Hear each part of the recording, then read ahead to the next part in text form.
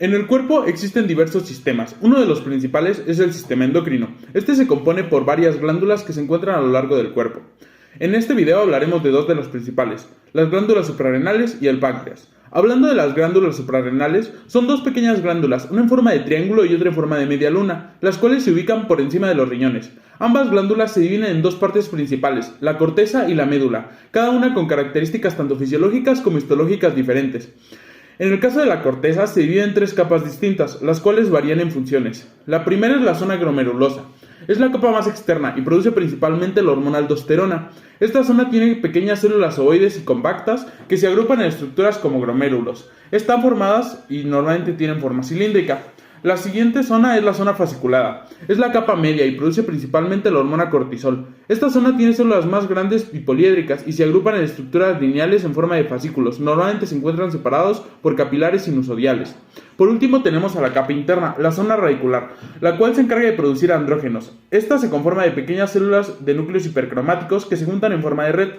Por otro lado, la médula suprarrenal está compuesta por células cromafines que producen catecolaminas, como la adrenalina y noradrenalina. Estas células se agrupan en estructuras conocidas como los cordones medulares y están rodeadas por células gliales conocidas como las células de la vaina nerviosa. Las funciones hormonales de las glándulas suprarrenales se van a encontrar en las tres zonas de la corteza suprarrenal. La primera es la zona glomerular, a la cual llamaremos SALT. Esta sirve para regular los niveles de sodio y potasio en líquidos del cuerpo. También incrementa la presión sanguínea. La segunda es la zona fasciculada, en la cual se secretan los glucocorticoides. A esta zona le pondremos sugar. De entre los glucocorticoides más abundantes se encuentra el cortisol, que hace efecto en órganos y tejidos del cuerpo. El cortisol también lleva el nombre de hormona responsable del estrés, ya que nuestro organismo la produce en situaciones de emergencia, para poder enfrentarnos a ciertos problemas, como que tus maestros mencionen la semana de exámenes finales. La más interna de estas capas es la zona reticular, la cual responderá como zona sex, debido a que se secretan hormonas sexuales pero en mínimas cantidades. En los hombres, los andrógenos secretados por esta glándula suelen ser bajos, por lo que los efectos son insignificantes. Sin embargo, en las mujeres, los andrógenos suprarrenales juegan un papel importante, puesto que estimulan a la conducta sexual, el crecimiento del vello axilar y púbico en hombres y mujeres.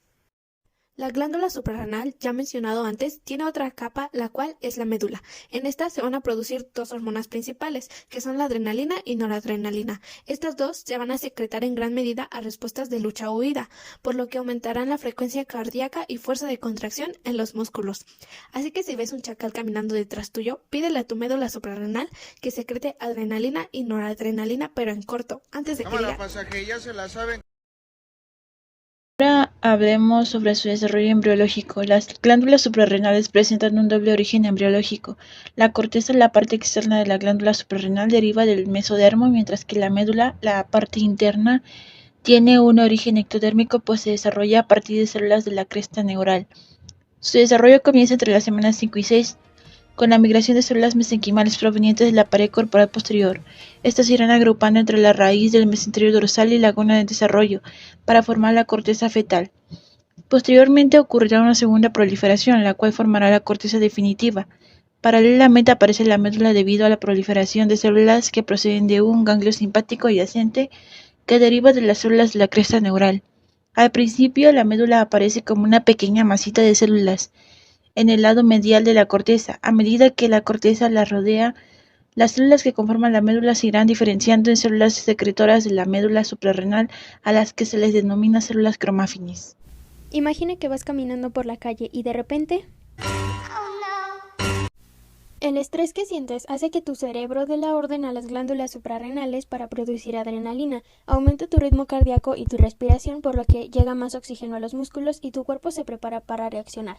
La adrenalina estresa a las glándulas que secretan cortisol y que promueve la energía, y entonces corres más rápido que cuando se te olvidó descongelar el pollo. Pero entonces... ¿qué pasa cuando las glándulas suprarrenales aumentan o disminuyen su producción de cortisol? Cuando se reduce, provoca la enfermedad de Addison. Sus síntomas son las 5H: hipercalemia, hipotensión, hiperpigmentación, hiponatremia e hipoglucemia. Su tratamiento en algunos pacientes puede ser administrar esteroides, ya que actúan similar al cortisol. Cuando disminuye, provoca el síndrome de Cushing. Puede ser causado por el consumo prolongado de glucocorticoides y el paciente presenta cara de querubín, grandes estrías moradas, aumento de grasa abdominal y pérdida de grasa en brazos y piernas. El páncreas es una glándula que forma parte del sistema digestivo y es fundamental para la digestión de los alimentos. El páncreas es un órgano alargado. La parte derecha del órgano, llamada cabeza, es la más ancha.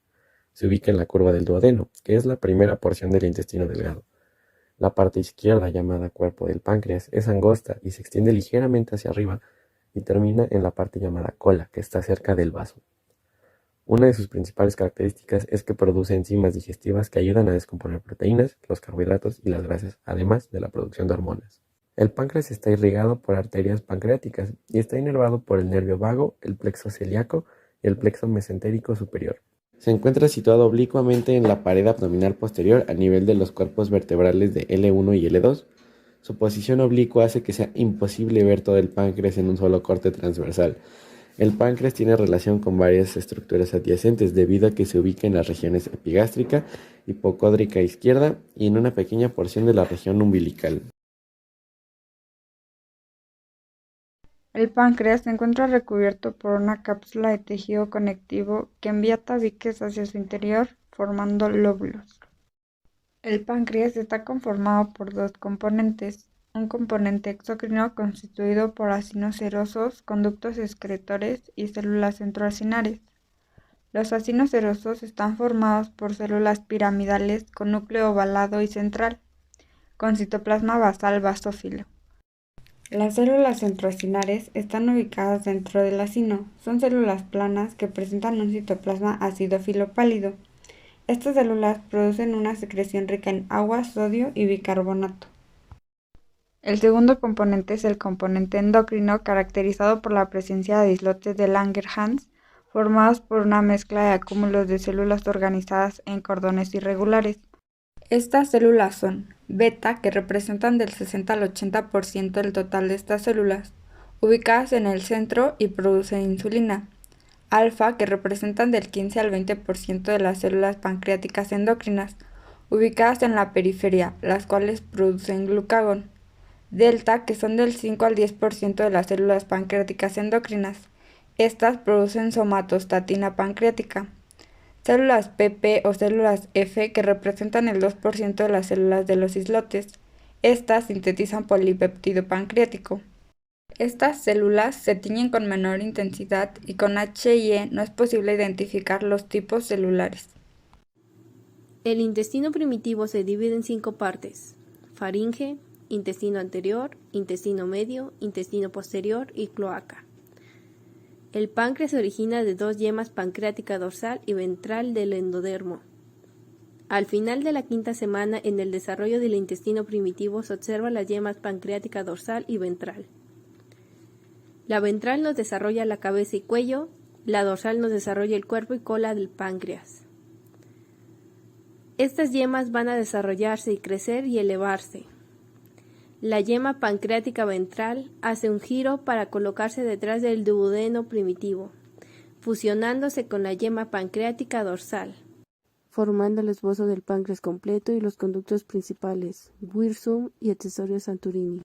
Ahora bien, hablaremos de sus funciones. Es una glándula versátil e importante, pues tiene 2 tipos de secreciones. En la exocrina, la unidad funcional son los acinos pancreáticos, cuyo objetivo es producir jugo pancreático, el cual tiene 2 tipos de secreciones: hidroelectrolítica, que actúa como vehículo de la enzimática proporcionando un medio alcalino necesario para actuación de enzimas, y la enzimática, que es la causante de la hidrólisis de las sustancias nutritivas de los alimentos. La hallamos en el jugo pancreático, líquido incoloro acuoso con pH alcalino rico en bicarbonato y enzimas. Por ejemplo, cuando ingerimos azúcares, pan o pasta, necesitamos de la enzima amilasa para digestión de carbohidratos. Requerimos de la tripsina para digerir proteínas, por ejemplo, carne, pescado o huevos, y de la enzima lipasa para descomposición de los lípidos o grasas, como pueden ser aceites, lácteos y carnes, pues la función de estas enzimas es descomponer químicamente a los alimentos consumidos para volverlos en estructuras más pequeñas que sí puedan ser absorbidas por el intestino. Y como dato, al día se genera una cantidad total de entre 1200 y 1500 mililitros de jugo pancreático. Ahora bien, en la función endocrina, la unidad funcional son los islotes de Langerhans, y sucede que estos se encargan de segregar al torrente sanguíneo una serie de hormonas sin las cuales no habría compatibilidad con la vida, como son polipéptido pancreático, somatostatina, grelina y las más importantes, insulina y glucagón. La insulina actúa para reducir niveles de glucosa en sangre tras ingesta de alimentos, y el glucagón trabaja aumentando tal nivel en caso de que el organismo lo necesite, por ejemplo, ante situaciones prolongadas de ayuno. Esta regulación es fundamental para mantener niveles adecuados de glucosa, para que ésta llegue continuamente hasta órganos clave como cerebro, pulmones, hígado y riñones. Como sabemos, el páncreas es uno de los órganos vitales dentro del cuerpo humano, pero desafortunadamente los trastornos dentro de él o relacionados a él pueden ocasionar problemas de salud muy serios. Estas son algunas de las enfermedades principales de esta glándula.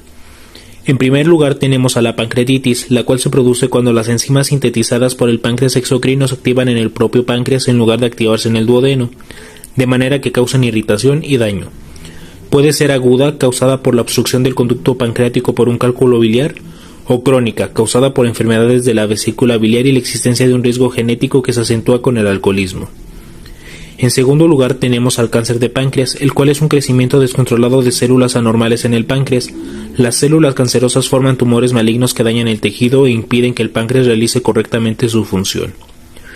Y por último, pero no menos importante, tenemos a la insuficiencia pancreática, la cual consiste en la imposibilidad del páncreas para producir y transportar suficiente cantidad de enzimas al intestino para realizar la digestión y permitir la absorción de alimentos.